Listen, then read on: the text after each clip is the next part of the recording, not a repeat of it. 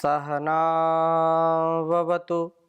सहनौ भुनक्तु सह वीर्यं करवावहै तेजस्विनावधीतमस्तु मा विद्विषावहै। ओम शांति शांति शांति। वैदिक जीवन पद्धति की इस कक्षा में आप सभी का पुनः हार्दिक स्वागत है, अभिनंदन है। वेदों अखिलो धर्म मूलम, वेद सब सत्य विद्याओं का पुस्तक। वेद का पढ़ना, पढ़ाना, सुनना, सुनाना तथा आचरण मिलाना हम सभी श्रेष्ठ जनों का, आर्यों का परम कर्तव्य है। हम वेदों के ज्ञान का जीवन में आधान करें, हम अपने जीवन को महान बनाएं, इस जहान को भी महान बनाएं, तो इस जीवन की सार्थकता होगी। एक एक पल का हम सदुपयोग करें और जो ईश्वर प्रदत्त ज्ञान है उसका सदुपयोग कैसे होगा, जब ब्रह्मचर्य काल से लेकर के हम अंतिम श्वास तक इस विद्या से युक्त होकर के कि हमको अपने जीवन में जो तप है, जो जप है, उसके साथ ज्ञान के साथ, विवेक के साथ कार्य करना है। और जो संपूर्ण जीवन का आधार है वह तो ब्रह्मचर्य काल है, और ब्रह्मचर्य काल से ही विद्यार्थी में, छात्र में बहुत श्रेष्ठ गुणों का आधान करना चाहिए। दंड भी अगर देना हो तो दंड भी दें, क्योंकि दंड से फिर उसके जीवन में दृढ़ता आती है और वह न्यायोचित है। बहुत ही सुंदर वेद मंत्र आपके समक्ष प्रस्तुत कर रहा हूँ। तप, दंड तथा समावर्तन, यह 10वें मंडल के 15वें सूक्त के समाप्ति पर जो 16वां सूक्त है, 10वां मंडल 16वां सूक्त और उसका पहला ही मंत्र बहुत सुंदर मंत्र है, जिसमें तप की बात कही है, जिसमें दंड की बात कही है और समावर्तन की बात कही है। तो इसको आपके समक्ष में प्रस्तुत करता हूँ। प्रथम वेद मंत्र लिखता हूँ मैं। ओम मैनमग्ने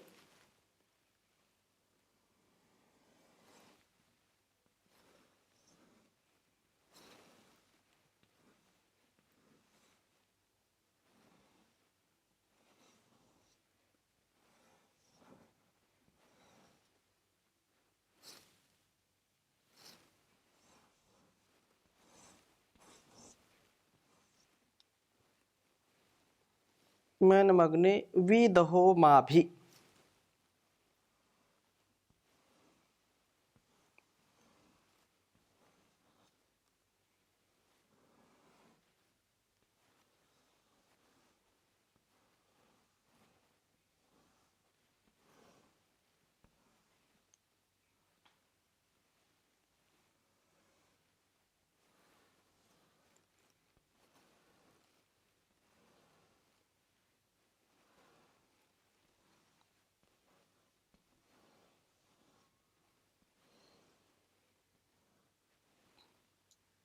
विदहो माभि शोचो मास्य।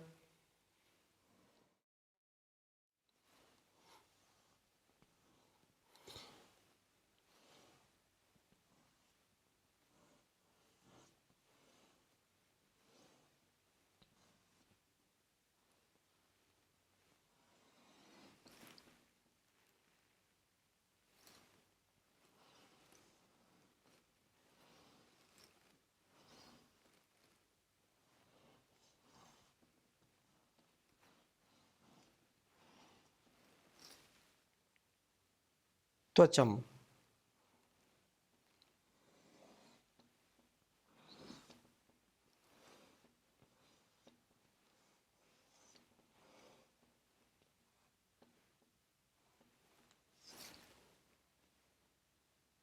चिक्षिपो मा शरीरम।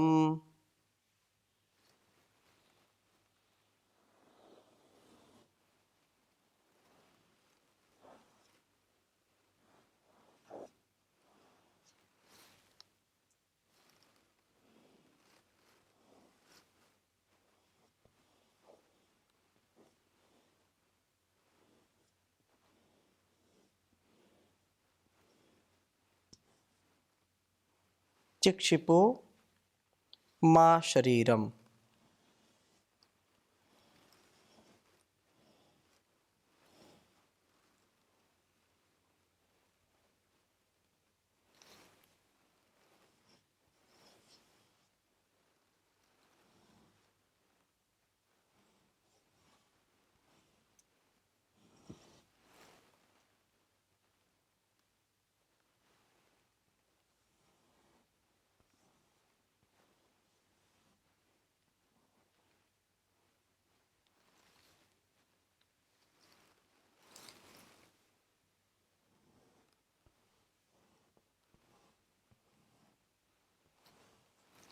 चिक्षिपो मा शरीरम यदा ऋतं कृणवो।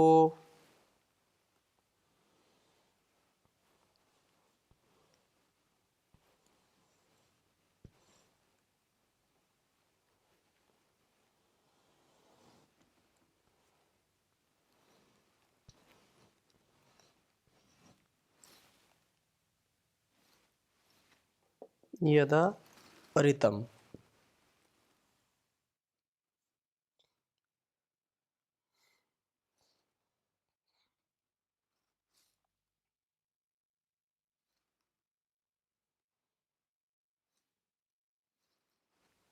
श्रितं यदा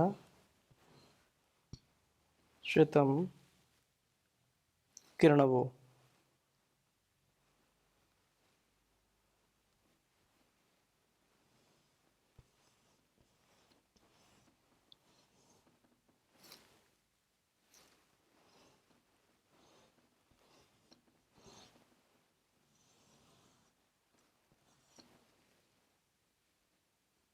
जातवेदो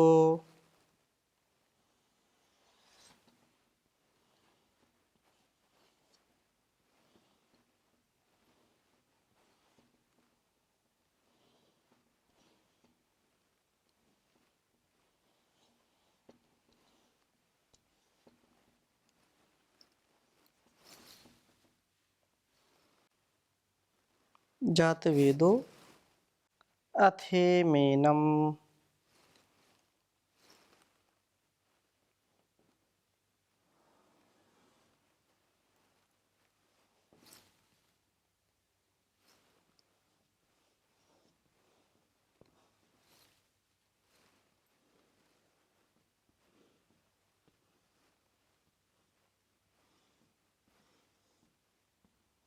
जातवेदोऽथेमेनम्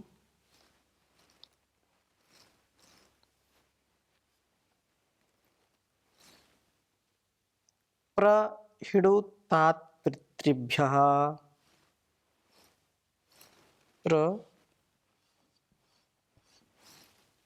प्रहिणुतात् पितृभ्यः।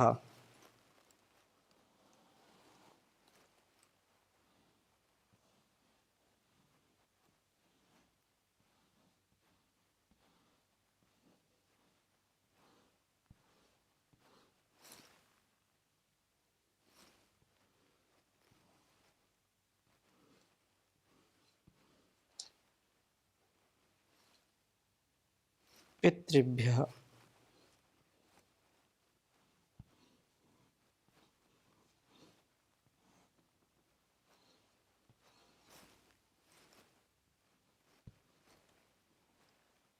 ऋग्वेद के 10वें मंडल के 16वें सूक्त का यह पहला मंत्र है।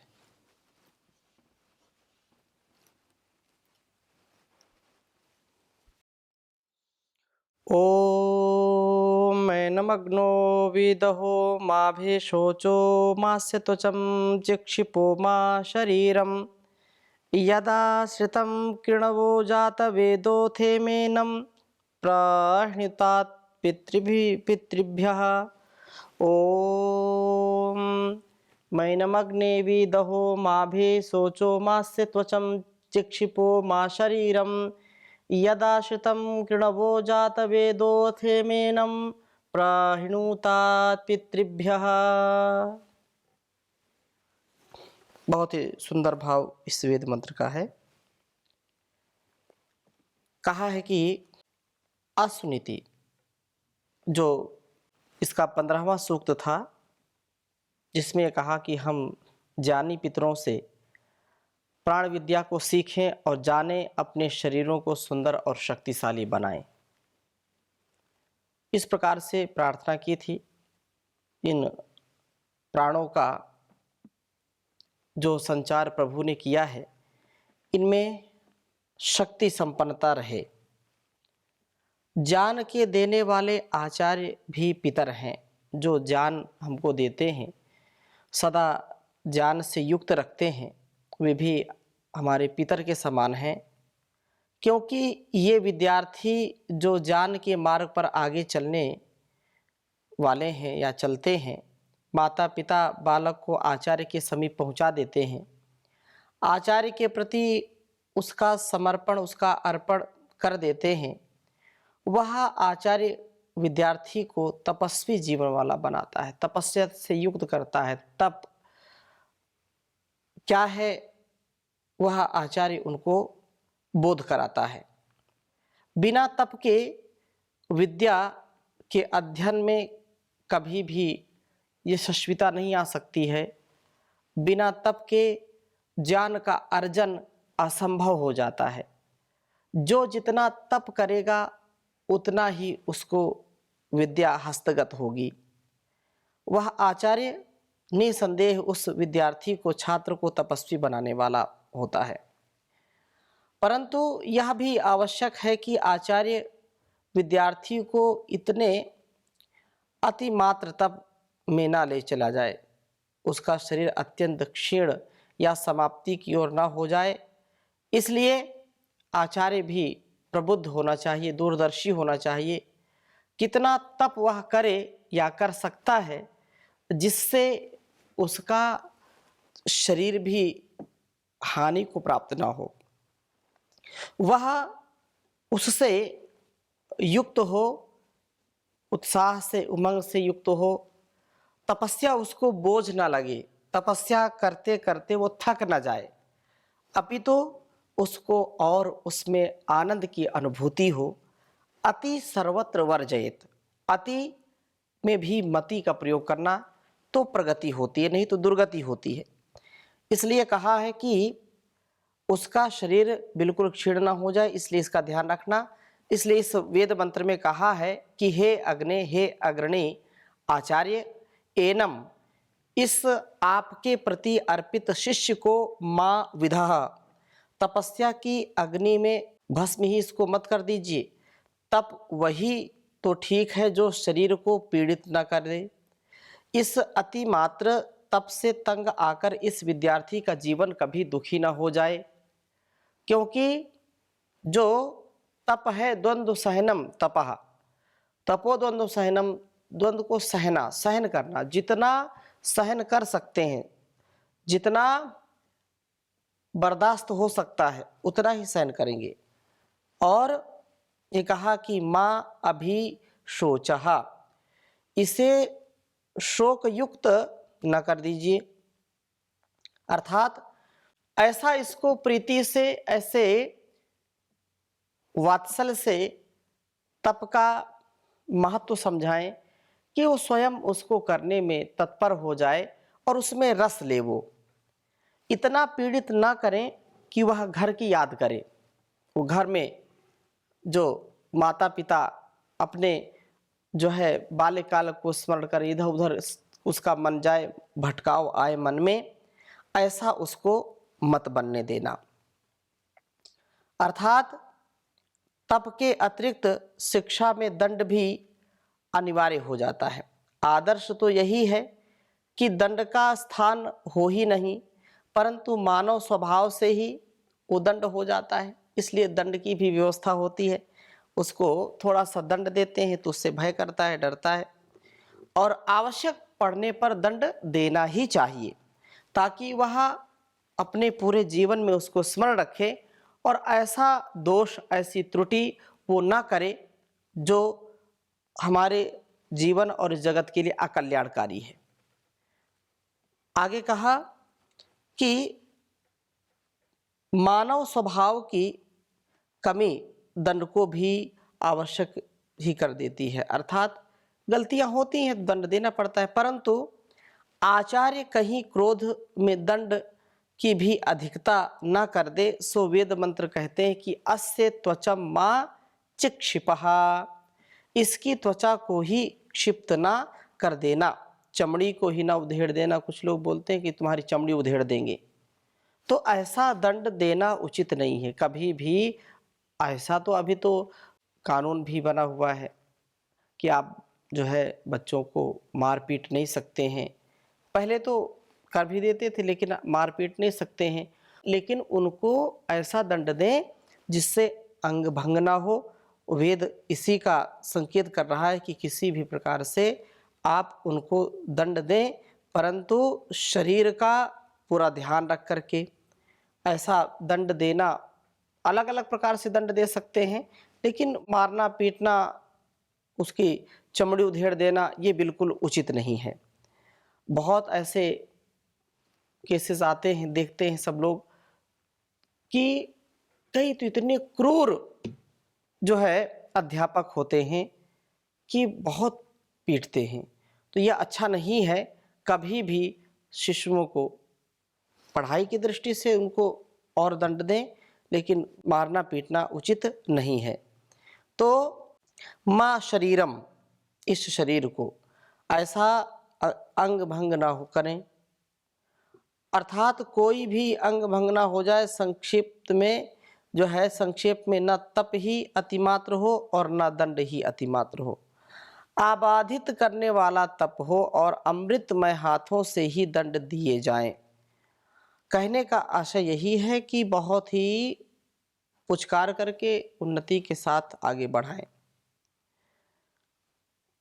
श्रुतम कृणवः जात वेदः यदा, हे जात वेदा, जब हे जानी आचार्य आप श्रुतम कृणवः, इस विद्यार्थी को ज्ञान में परिपक्व कर चुके, अथा तो ईम, अब एनम, इस विद्यार्थी की पितृभ्या, इसके जन्मदाता माता पिता के लिए प्रहिणुतात, आप भेजने वाले हों। ज्ञान देने के बाद आचार्य विद्यार्थी को वापस पितृगृह में भेजता है, यही बालक का समावर्तन होता है।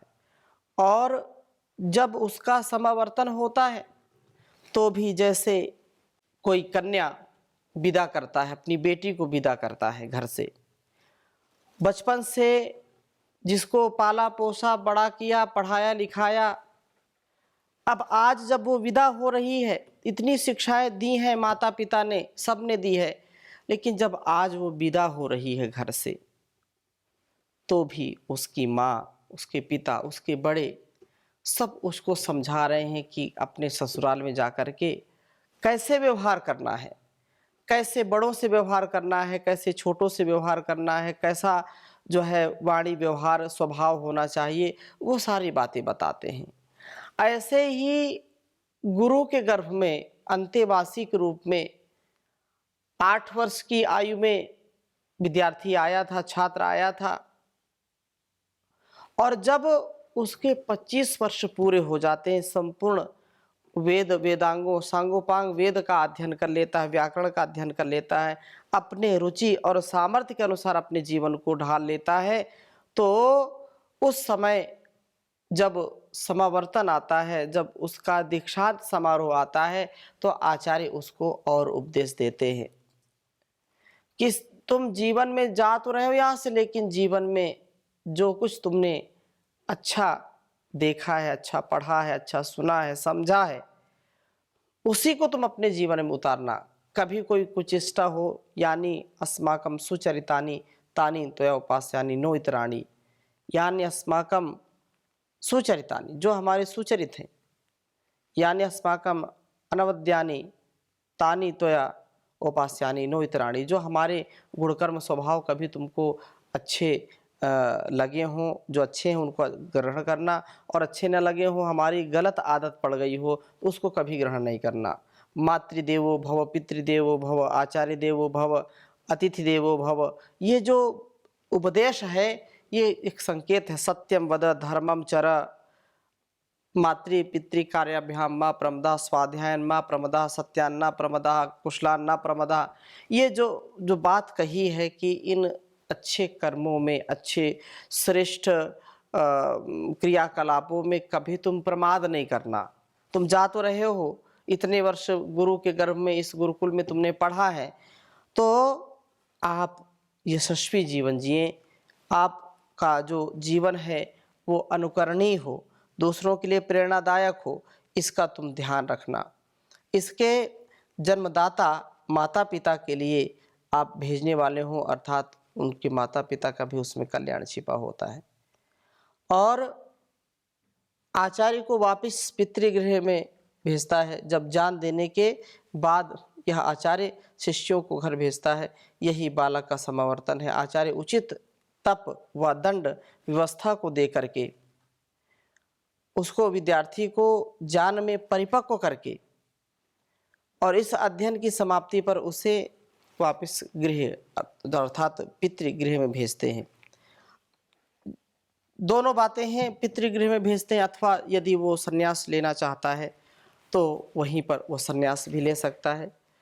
इसलिए हम अपने जीवन और जगत का कभी भी अतिक्रमण न करें। अपने जीवन और जगत के उत्कर्ष के लिए जो गुरुओं से हमको ज्ञान मिलता है, उस ज्ञान का आधान हमारे सबके जीवन में हो, हमारा सबका जीवन श्रेष्ठतम हो, हमारा सबका जीवन ऐसा पवित्रता से हो। मुझे ऐसा बना दो मेरे पिता, जीवन में लगे ठोकर ना कहीं, जाने अनजाने भी मुझसे नुकसान किसी का होना कहीं। मुझे ऐसा बना दो मेरे पिता, उपकार सदा करता जाऊं, दुनिया अपकार भले ही करे, बदनामी न हो जग में मेरी, कोई नाम भले ही देना कहीं। मुझे ऐसा बना दो मेरे पिता, जो तेरा बनकर रहता है, कांटों में फूल सा खिलता है। कितने ही कांटे पाँव चुभे, पर फूल भी हों कांटे ना कहीं। मुझे ऐसा बना दो मेरे पिता, तू ही बस मेरा ऐसा है, दुख में भी साथ नहीं त्यजता। दुनिया मुझे प्यार करे भी न करे, दुनिया मुझे प्यार करे ना करे, खोऊं तेरा भी न प्यार कहीं। मुझे ऐसा बना दो मेरे पिता, मन हो मधुपूर्ण कलश मेरा, आँखों से ज्योति छलकती हो, तुमसे मधु ऐसा पीने को, जागत ही रहूं सोऊं ना कहीं। मुझे ऐसा बना दो मेरे पिता, मैं क्या हूँ राह मेरी क्या है, यह सत्य सदा मैं समझ सकूं। इस राह पे चलते चलते कभी मेरे पाँव थके ना रुके ना कहीं। मुझे ऐसा बना दो मेरे पिता, मुझे ऐसा बना दो मेरे पिता। ओम शांति शांति शांति।